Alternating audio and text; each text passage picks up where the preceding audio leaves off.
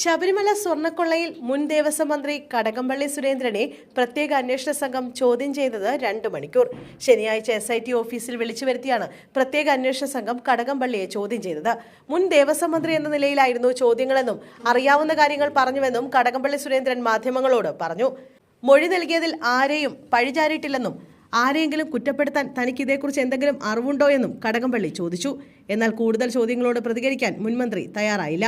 അറസ്റ്റിലായ ദേവസ്വം ബോർഡ് മുൻ പ്രസിഡന്റ് പത്മകുമാറിന്റെ മൊഴിയനുസരിച്ചാണ് അന്വേഷണ സംഘം കടകംപള്ളിയുടെയും മൊഴി രേഖപ്പെടുത്തിയതെന്നാണ് വിവരം. സ്വർണ്ണക്കവർച്ച കേസിൽ അന്വേഷണം മുകൾ തട്ടിലേക്ക് എത്തുന്നില്ലെന്നും കടകംപള്ളി ഉൾപ്പെടെയുള്ളവരെ ചോദ്യം ചെയ്യാൻ വൈകുന്നുവെന്നുമുള്ള ആക്ഷേപങ്ങൾ ഉയരുന്നതിനിടെയാണ് SITയുടെ നിർണായക നീക്കം. മുൻ Devaswom board president PS പ്രശാന്തിനെയും SIT ചോദ്യം ചെയ്തു. സ്വർണ്ണക്കൊള്ള നടന്ന സമയത്ത് ദേവസ്വം മന്ത്രി എന്ന നിലയിലാണ് ചോദ്യം ചെയ്തതെന്നാണ് അന്വേഷണ സംഘം നൽകുന്ന വിവരം.